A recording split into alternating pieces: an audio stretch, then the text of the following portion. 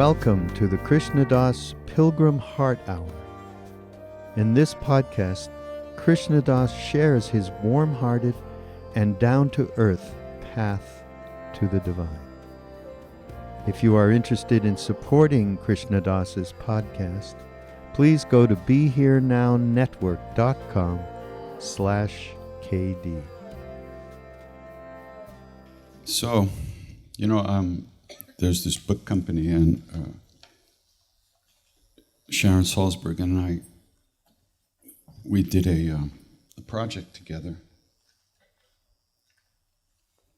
and we videoed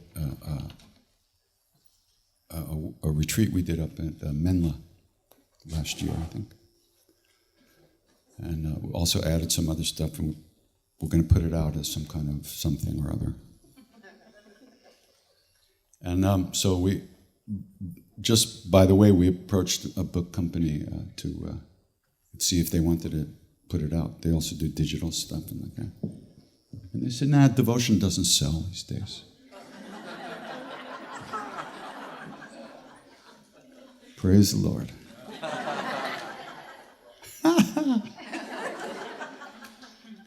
Well, you certainly can't buy it, but I don't know if you can't sell it. I mean,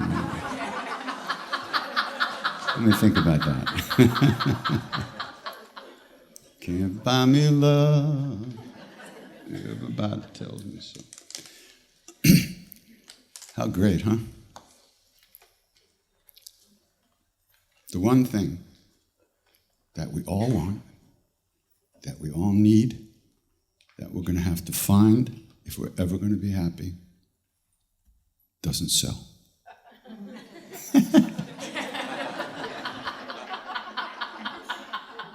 I love it. I'm talking about love. Without love, life is just grays and browns. Problem is, most of us don't really believe that we can find that love, that love even exists,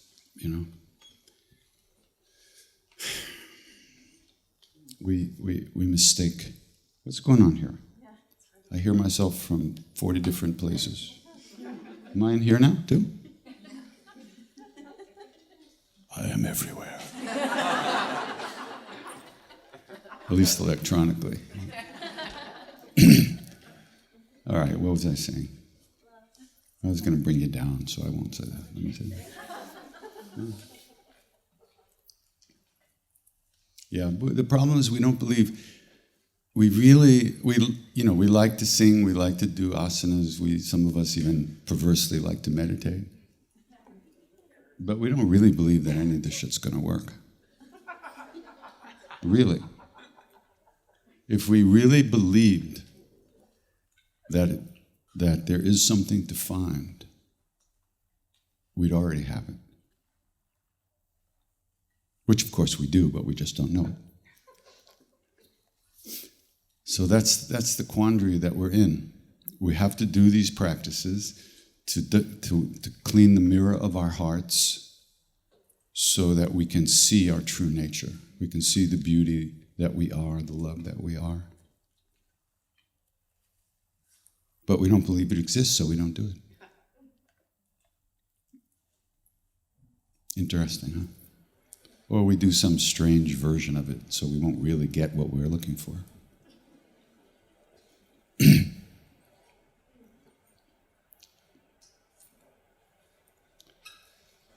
I think back to the time I spent with Maharaj-Ji physically back in India in the old days.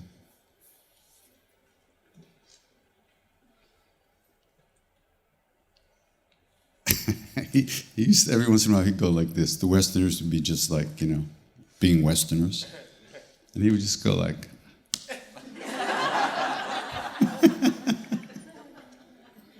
I mean, think about what it must be to be God, There you are sitting with all these people who don't know fuck all. And you know everything. You see everything they are, everything they've ever been, anything they're going to be. And you see there's nothing you can say to them that's going to wake them up. You just have to sit there and love them as they are, which is what he did and does. Of course, he can give you a jab in the ribs every once in a while, get your attention. But that kind of love that really, to be in the presence of that kind of love, which is so sweet and so simple. It's not like God's love from on high to all these poor beings down below. It wasn't like that. It was just hanging out day after day in this space, in this beautiful, sweet space. You were allowed to come, you were allowed to go. You know, I mean, there was no, you didn't have to wear all the same clothes. Most of us hated each other anyway. Really?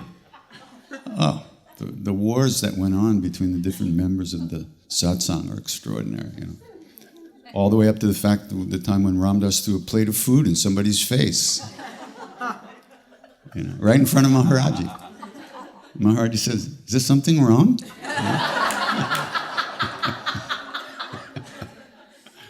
No, it's just us being us, you know. Oh, it's great. We'd elbow people out of the way to get to his feet, you know. We'd dive with our elbows out like this. So if anybody tried to get in our way, they got punctured, you know. There was no shame. No shame at all. Oh. It's kind of like how we run towards seats. What's that? It's kind of like how we run towards seats. Unfortunately, yes.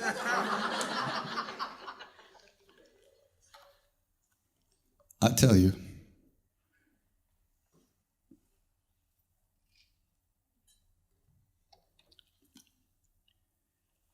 when I walked into the room where Ram Dass was sitting in 1968, 69, I'm not sure, the winter, he was sitting there, and without a word being spoken, and we didn't even hardly look at each other, I just walked in the room, and all of a sudden I knew completely and absolutely and totally, beyond any doubt, that whatever I was looking for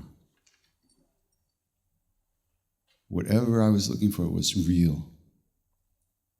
It was real, and it was in the world, and it could be found. Mm-hmm.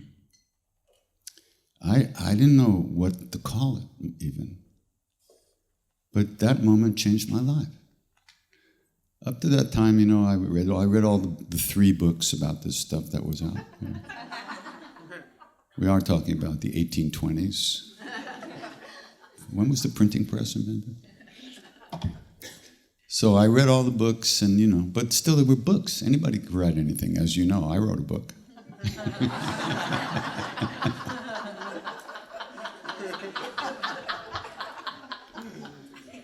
Great book.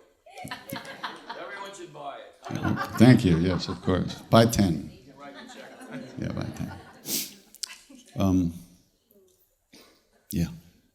But, and it sounded good. The stuff in books was very inspiring. But it was just a book.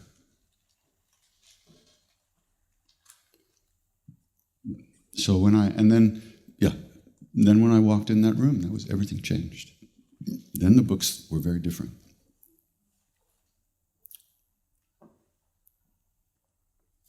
But that moment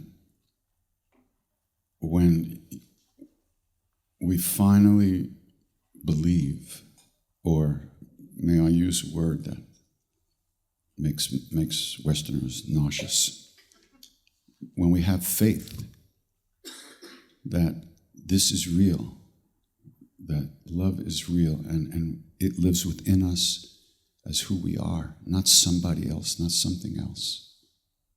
It's a big thing to recognize. Nobody tells us that. I mean, if you grew up like I grew up, God bless you. Nobody in my family knew anything about anything. They weren't bad people. They didn't love themselves. And they didn't think that there was any way to find a way to love themselves. They were trying. They did they did what they could.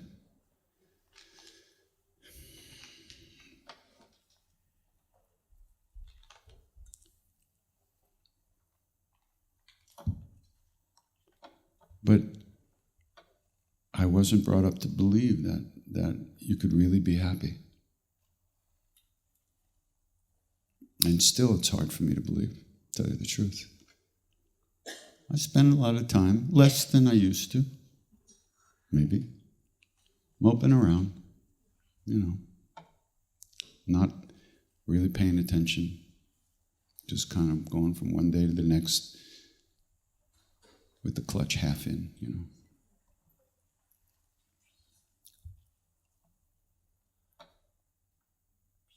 It's almost like I'm afraid to find it again. This is I don't know, what will I do if I felt good?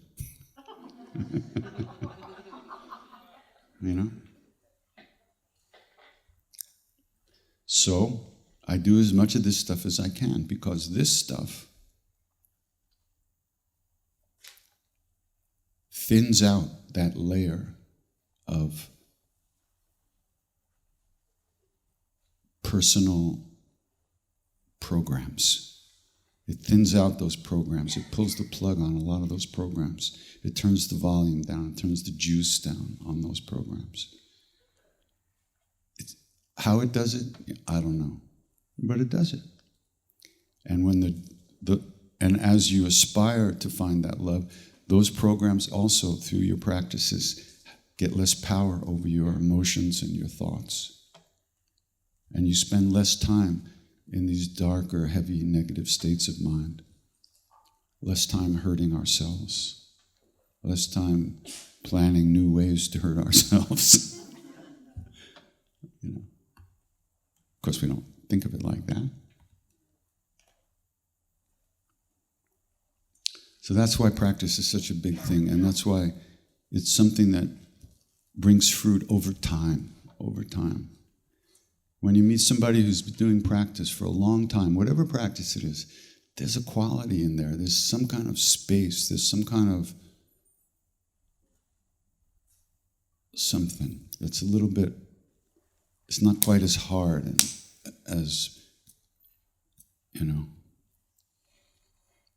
that shell, that outer shell that we live behind. It gets a little softer, a little porous.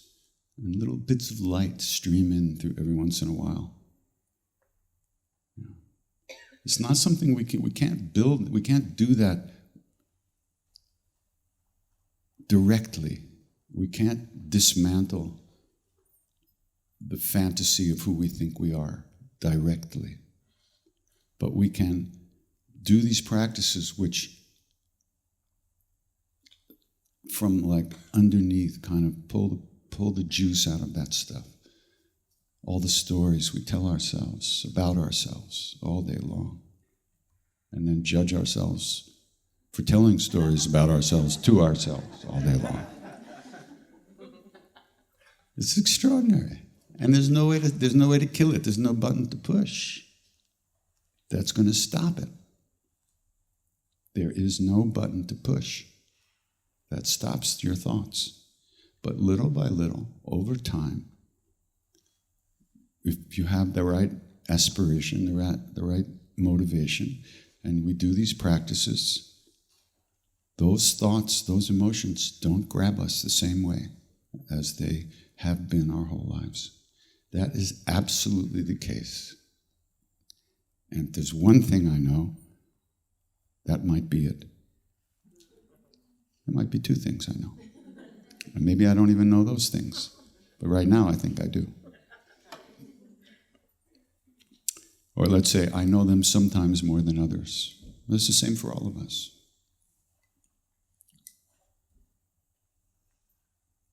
If you don't do practice, how can you can't pick yourself up like this.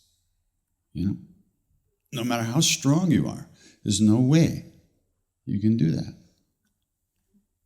So practice gives us it gives us some leverage, but it doesn't give me the leverage, because if I had the leverage, I'd use it to hit somebody over the head with or something like that. What it does, it gives your heart, your true self, the leverage to release the stuff more quickly, more easily, more gracefully. Oh, Any questions or anything? Anybody? Okay, hold on. We have a microphone so people can hear you, and I can hear you because I'm deaf.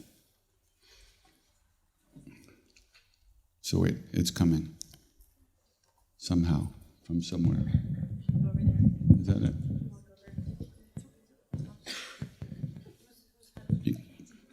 You can pass it. My name is Sita. Hi. You can sit down. Don't. You're less of a target if you're sitting down.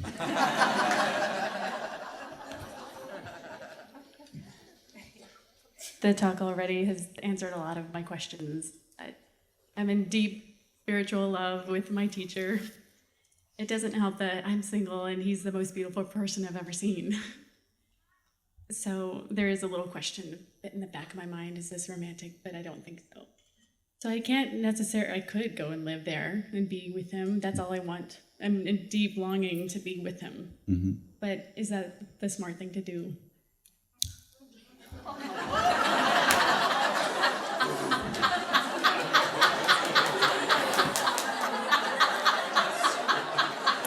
Let me think about that. Well, you said spiritual love. What does that mean to you? It means that when I'm with him, my true nature is revealed 100%. Mm-hmm. I feel that he is a mirror, mm-hmm. and he's taught me everything I know. In a year, I've progressed in ways that it would have taken me 10 years to progress otherwise. Mm-hmm. And I just want to be with him at all times. And this isn't about going off into the sunset. Going up to... What? Off into the sunset. Uh-huh. No, it's not that. I'm sorry.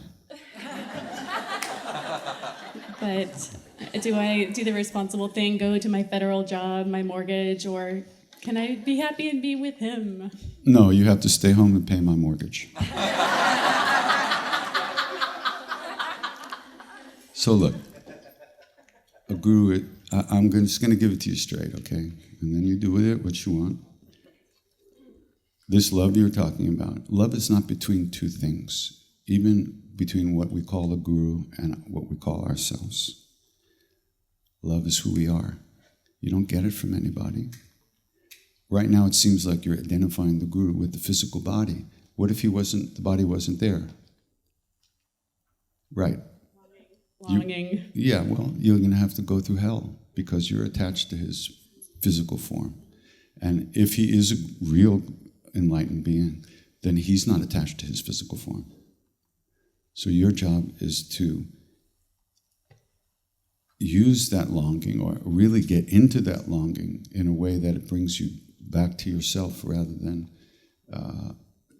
to follow somebody's body around. And I had to learn that. I mean, I'm not putting you down. There was nobody more attached to Maharaj-Ji's body than me, at least more than I was at that time. And when he left the body, that was it. It was over for me. I don't want that to happen to you. So start now, but you know what? You can't protect yourself. Because we don't really want to do the work that we have to do. We want to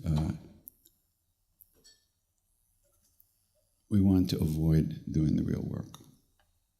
So, I mean, you can play with it you can go visit, and then you can go away, and eventually there should be no difference. I remember being in the temple in India, and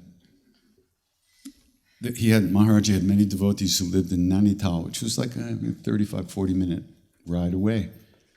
And I noticed that they didn't come to see him. They would come on for holidays or for a special day to do puja to him, on some. But they didn't. We were there every day, like scratching at the door in the morning to get in. And they came. I kept thinking, what's wrong with these people? He's here. They don't come. They're crazy. What is this? There was nothing wrong with them. What was wrong was me. They had him, whether they're there or whether they're home. They were in that presence wherever they were. I was the idiot, and I thought there's something wrong with them, and they just smiled and looked at me, very nice, hello. Really. the relationship with the Guru is not a human relationship. It's not between two human beings. Guru is not a human being. Guru-ness may be residing in a human body, just like light in a light bulb. But the light is not the glass thing there. Right? So, the point, I know I could say this to you every day, all day, for the next 50 years. It's not going to make a bit of difference. You know that, and I know that. So, good luck. Thank you.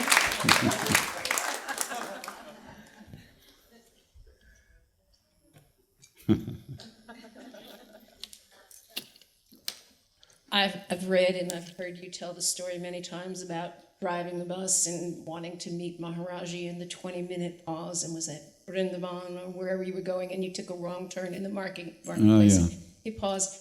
And apart from the miracle of that story, I feel like there's a teaching in there in the fact that you could take the wrong turn, that you did take the wrong turn, and I want to know what you think the meaning of that 20 minutes is. Well, for those of you that don't know the story, I'll give you a synopsis. So, we were in Allahabad, and Ramdas had promised Swami Muktananda that he would go and do this pilgrimage with him in southern India. So he tried to get out of it, but Maharaj-Ji said, "You said you would go, you got to go." So me and a couple other guys in Ramdas, we got into our Volkswagen bus, and we headed down south to meet Muktananda. Maharaj-Ji said he'd meet us in Vrindavan. So at some point, he didn't say when, of course. So we took off and we decided, well, there's a lot of different ways to go. Let's slide by Vrindavan on the way, because maybe he'll be there and we don't have to go, you know. So we got to Vrindavan, and the temple was deserted.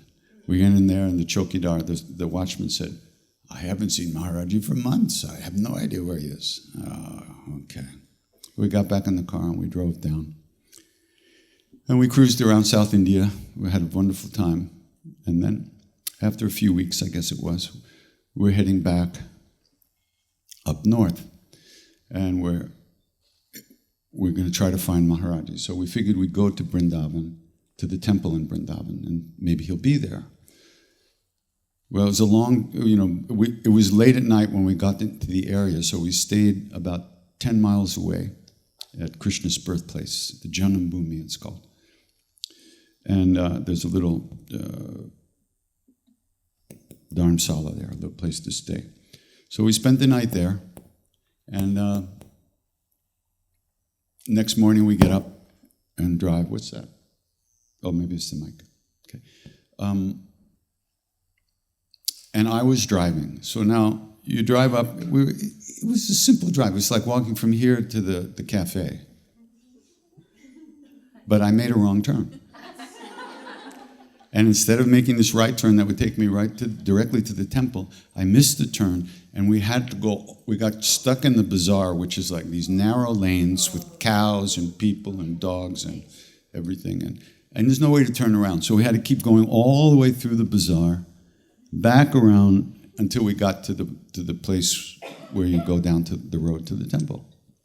So we get to the temple.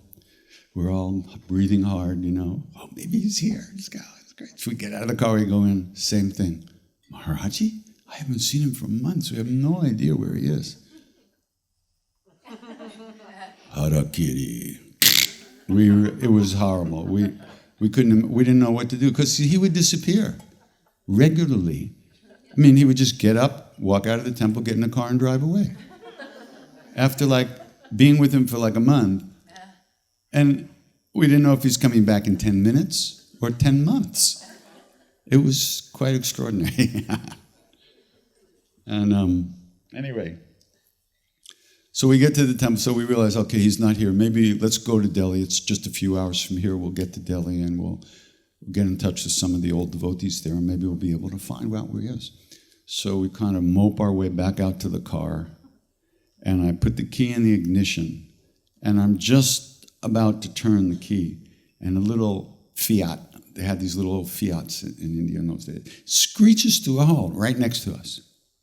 And we turn to look, Maharaj-Ji gets out of the passenger seat. He doesn't even look at us. He gets out of the passenger seat, which is right here. I'm looking at him out the window. And he gets out of the passenger seat and walks into the temple. He doesn't even look at us. We just like... And so we scrambled into the temple, and he was there and over there. And we had quite a wonderful visit that time. It was fantastic. But the story is this, that there was an Indian guy with him and a driver. And the Indian guy told me many years later that the night before they were in a town called Kanpur, which is about many hours away. And it was in the middle of the night, and all the devotees were asleep, and they used to sleep in the big living room, all together, head to toe, just like. And that Maharaj-Ji came out of his room in the middle of the night and tried to wake this guy up. His name is Guru.A. And he couldn't wake him up, so he picks him up, carries him on his shoulder out of the room, throws him in the back of the car, and they take off in the middle of the night. And Guru.A. woke up in a car. He's like, what is going on here? And they drove all night long at breakneck speed. Maharaj-Ji kept saying to the driver, go faster, go faster, go faster. Faster, faster. And they got right outside of Vrindavan, just outside the city limit, and Maharaj says, pull over. So the driver pulls over, and they figure it's maybe a pee break or something, but Maharaj-Ji just sits there. And they sat there for like 15 minutes. And then he says, let's go. Fast, go, go. And so what I'm telling you is that he timed it perfectly. He timed it to our moment of our greatest despair. We came out of the temple thinking, we don't know where he is. Maybe we'll never find him again. What are we going to do? He timed it. I just think there's humor in that. I don't know about any teaching. I don't know about teaching. There was a lot of teaching that happened in just this kind of way, very informally. He didn't give lectures. He didn't give talks. And when he told you what to do, it was usually, go away. So, I don't know. What do you think the teaching was? I just wonder, are we predestined? Mike, talk to the mic. It's on. Are we predestined, or do we influence our own? I mean, that's what I think the story's about, whether we're predestined or we can make our own paths, and what that means. Yes, we are. Thanks for the setup, man. That was beautiful.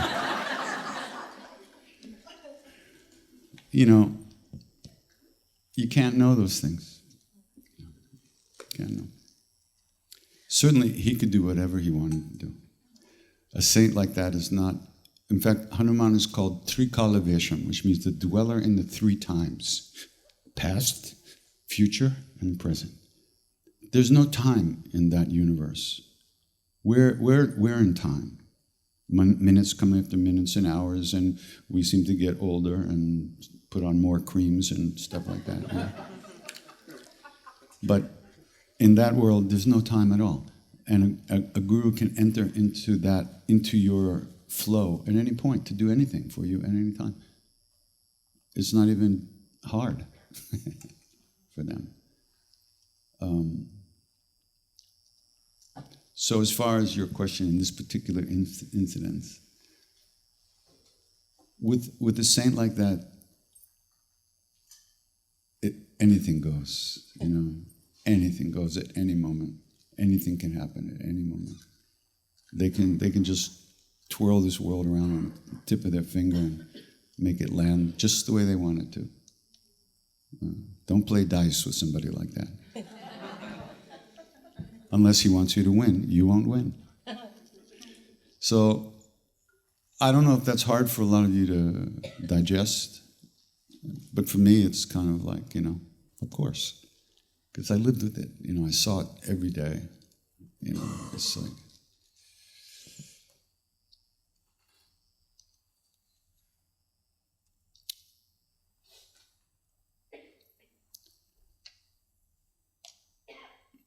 Yeah, okay, hold on one second, wait.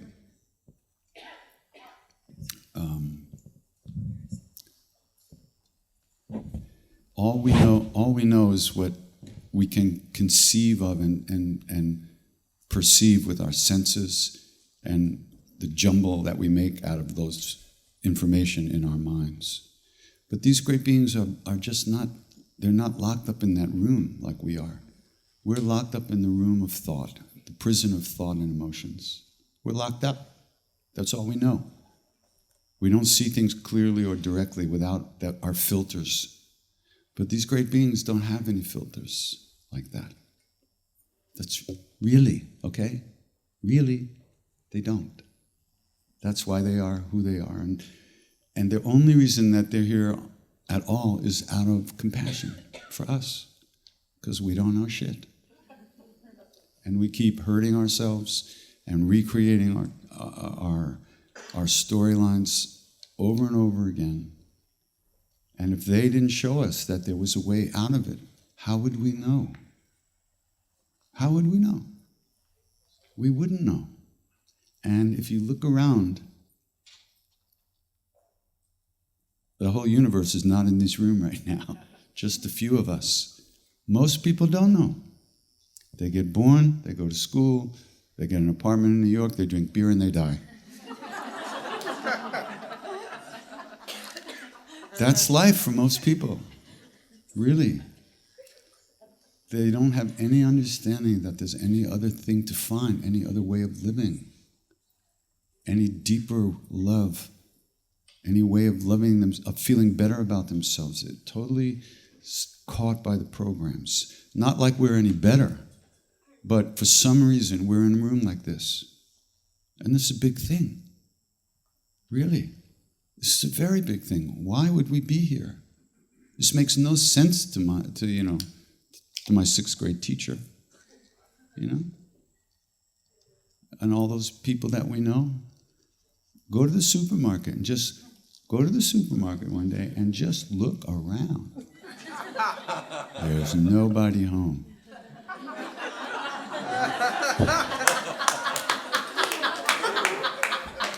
Nobody's there. There's nobody paying attention. Maybe they're just predestined to be like that. Maybe they're just predestined to be like that. What if? What if they're just predestined to lead those kinds of lives because they're no better or something? I'm not really following you. Wait a second. So the thing is,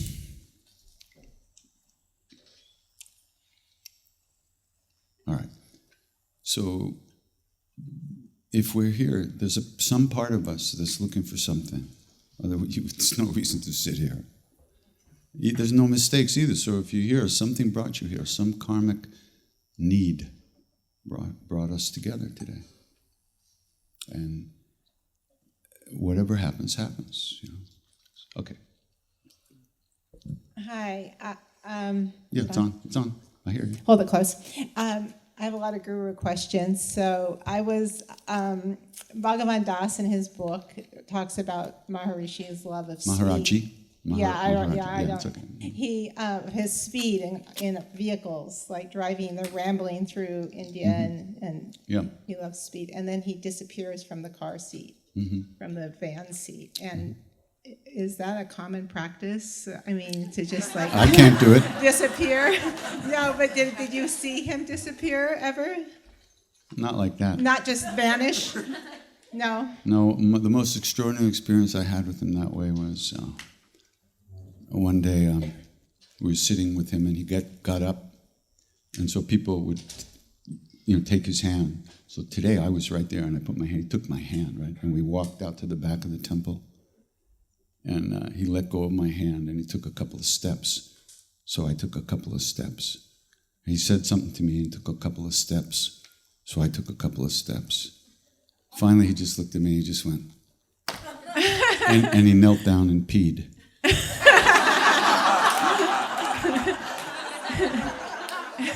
If you think seeing God pee is nothing, he can disappear all he wants. That was unbelievable. I've never seen anything like that. I have one more question, and because I've not had the Guru experience, and I just wonder if I'll ever have that. But I'm currently working on gratitude and the vibration of the energy of gratitude and love. So Wonderful. Gratitude is a very good thing. Yes, of course. So did he show gratitude? Is that something that he would express?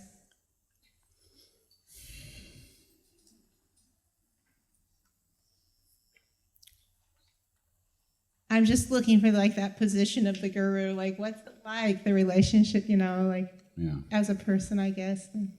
Yeah. He showed absolute, utter humility. Did he? Absolute. Yeah. Because he knew that the ego is nothing. Right. That the small self doesn't even exist. Right. And he'd become the whole universe. And when you become the whole universe, you recognize that everybody is that also. Yeah. But they don't know. Right. Of So course. what he demonstrated more than anything was ultimate compassion and kindness. Yeah. I understand. I can imagine. Yeah. Interesting. Yeah, and he fed everybody. I know that's in America, that would be people giving away money, because in America it's money. In India, food. Most people in India wake up, they really don't know where their next meal is coming from, or eat the next day. Yeah, I have another question about that. I have these thoughts like 20 times a year, like the vanishing thing, and then the other one. These thoughts only 20 times a year? Fantastic. I Let's swear, bow to her. I think of it all the time. I don't know why, and I'm not even really into magic. But the food thing, he could create food out of, like, I'm fascinated. He could do all kinds of things. There's a story about when they were having a big bandara where they feed lots of people, and they were about to fry all the puris. And the ghee ran out.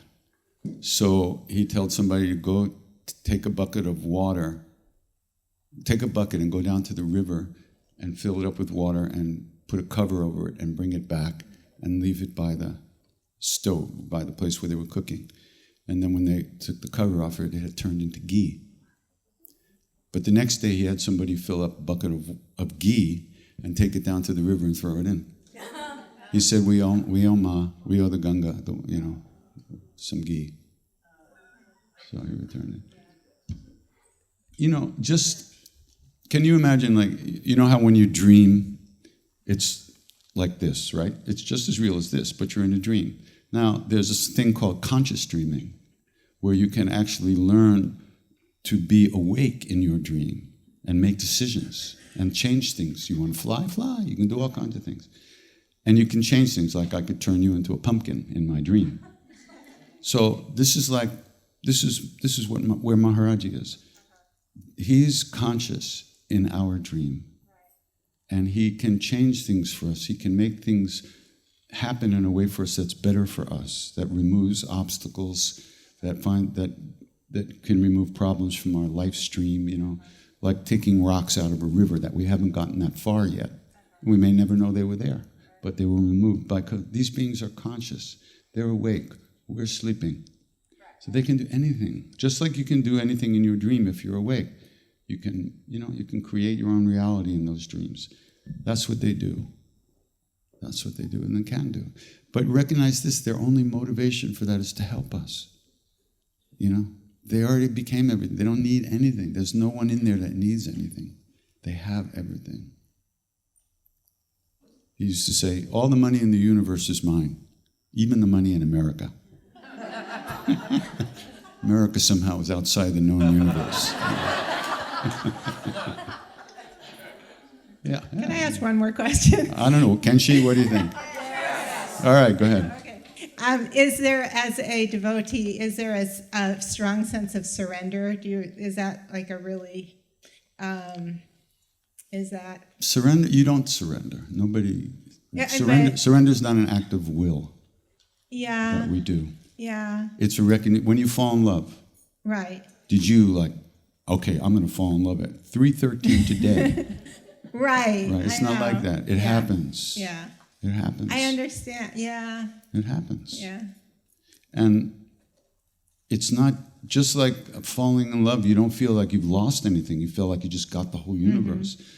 That's what we're talking about. When that kind of surrender comes to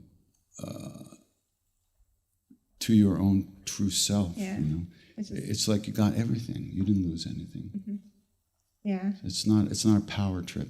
It's a recognition of the way things actually are, not the way we thought they were. And and then you recognize that too. You say, "Oh, this is what it is," and you just know. Yeah. You just know. Nobody can tell you, and nor can you make it happen. You can prepare for it Right. Yeah. by doing these practices, by what you're doing, cultivating gratitude, and using that to short circuit all the other nasty programs that are running all the time. And that's great practice. But when real gratitude, or when a deeper gratitude opens up for you, it won't feel like you did it. It'll feel like, oh, the curtain's just opened, and now I see what it is. Yeah.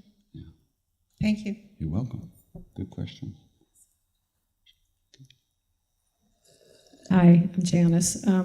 I came today to learn about the Hanuman Chalisa from you and why it's so important. I volunteered at Ramana's Garden 2 years in a row. I'll be back this year, and the children chant this every night. And Cool. I don't know how they learn it so easily. They speak the language. Yeah. It's like learning, baby, come back. You just learn it. You hear it enough times, and then you can't get rid of it. For them, it's just natural. I've told this story many times, but we would come to the temple every day from the town we were staying in to see Maharaj-Ji. And every time we came there, they would give us this little booklet with a flying monkey on it, right? And I had 100 of these booklets back in my room. Finally, one day I asked, "What is this?" You would have thought that, months and months went by. I said, "What is this?" And I said, "It's this prayer to Hanuman." Oh.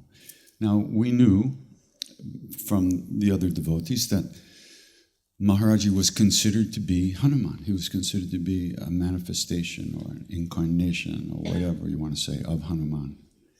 And so I thought, and he was seen that way by his devotees. And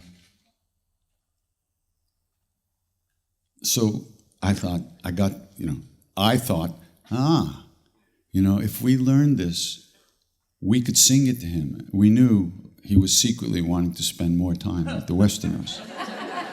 But he was having trouble working it out, So we thought, we'll help him. We'll learn this, then he'll call us to sing, and then we'll get to spend more time with him. And guess what? That's exactly what happened. Imagine that. So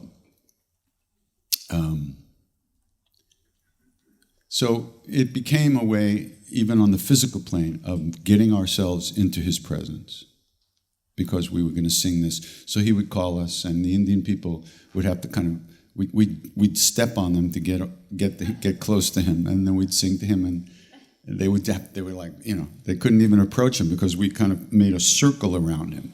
And Indian people don't step over your airspace; they walk around you, But there was no airspace. So they were like, we kept them away. He did that on purpose too. He loved that.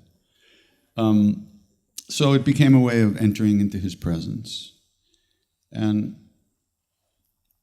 we also were exposed to the Ramayana in English, which is the story of Ram and Lakshman and Sita and Hanuman. All Hanuman's stories come from the Ramayana. So we absorbed a lot of that, and we were looking for ways to express our love. In America, in the West, there's a lot of things you do to express love. Let's not get into it. But in India, there we were in this culture that we didn't really understand, with this being that we were madly in love with.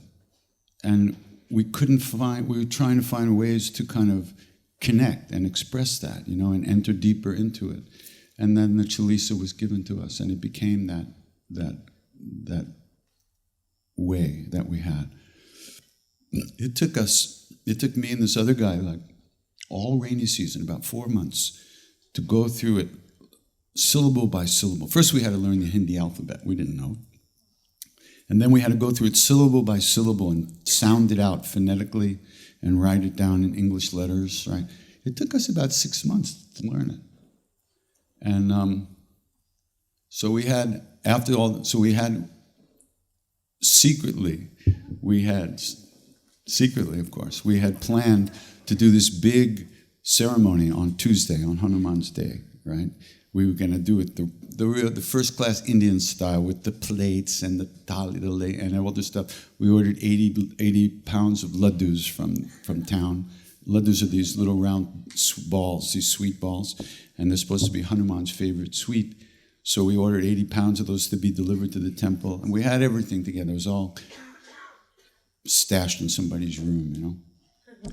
So Monday we get to the temple, and we hadn't memorized the Chalisa yet. So we get to the temple on Monday, and Maharaj-Ji, he walked like a 2-year-old or a 3-year-old. He just bang, bang, and he bashed through the doors and plops down on his bed and he says, Hanuman Chalisa, sing it now.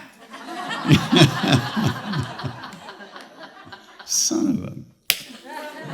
You couldn't, come on, give us a break here. We're trying to surprise you. Give us a... No. It was too much fun. He loved to play. He was so playful. Oh, you have no idea. He's so playful. So playful. But when someone is hurting, he was right there, 100%. And he could do anything. He knew everything. And he precipitated things happening by saying things to someone.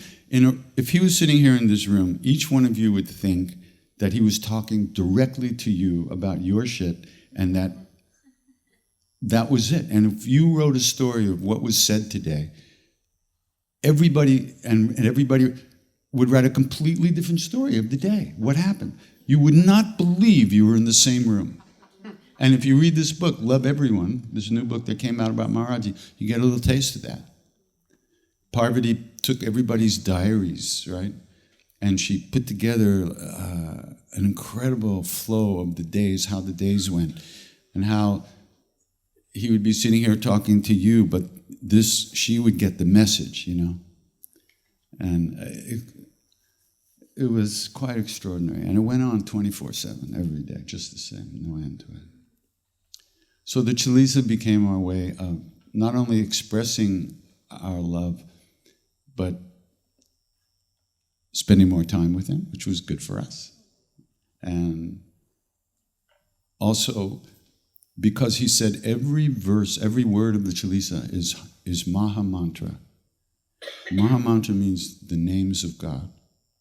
All the names of God are Maha Mantra.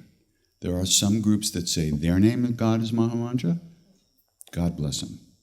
All the names are Maha Mantra. It means the great mantra, the one mantra, the big mantra, which is good for only one thing: opening your heart and showing you what's really in there. There are mantras for everything. There are mantras for robbing banks. There's mantras for finding buried treasure. There's mantras for controlling snakes and making them dance and stuff like that. That's how those guys do that. That's really a thing. This mantra is good for nothing except love. The names of God, that's what it's good for. And he said, the Hanuman Chalisa, every word is Maha Mantra. So this is powerful practice. It's one long mantra. And it gives you a chance to really pay attention and to get into the flow of it and, go deeper and deeper. And, over time, the processes happen. Just inside of us, processes happen. And over time, your heart starts to yearn for that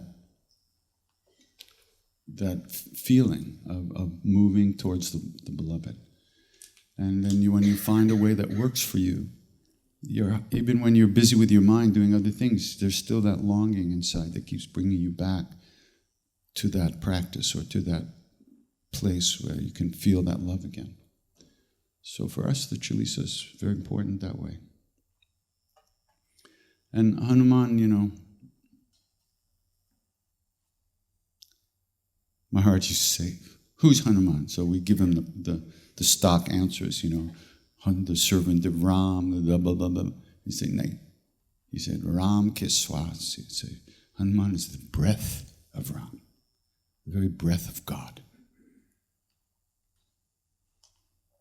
And in the Gospels, in the original Greek writing down of the Gospels, which is about 100 years after Jesus, the word that later was translated as spirit, as in Holy Spirit, it's the word for breath, holy breath.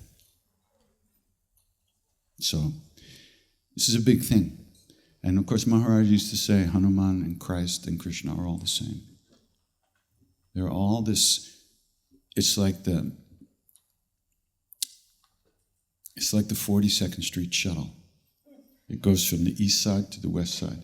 You get on the west side, you're going to wind up on the east side. And versa versa. So you enter into this and you get out where you're supposed to. There's only, they don't really let you off in that stop on Fifth Avenue. Only when you're enlightened, then you can get off on Fifth Avenue and do your work. Otherwise, right into it, And it's like that when Hanuman is that energy that just flows totally to the one. It's in service of the one. It flows to the one as you enter more deeply into it. It brings you out of it, removes obstructions. It removes your own bullshit, and it allows you to go deeper into your own heart. Now, whether that's really a monkey jumping around in the trees, I don't know. We have a hard time with that, and rightly so. Indian people, they go to a temple, they see the murti, the statue, they really believe that statue's alive. They've done a ceremony called the Pran Pratishta ceremony, where life is brought into that statue, where a saint who has the power brings his own energy into that, so that people can get something from it, can find some help in life. We come to these things, that's nice. Yeah, I can bow down, I can look devoted, But like I said before, we weren't born with that kind of stuff here. We were born with Mickey Mouse. And it's a long way from Mickey Mouse to Ram. A very long way. To develop the real understanding of what this is about. We're born with total non-belief in anything real.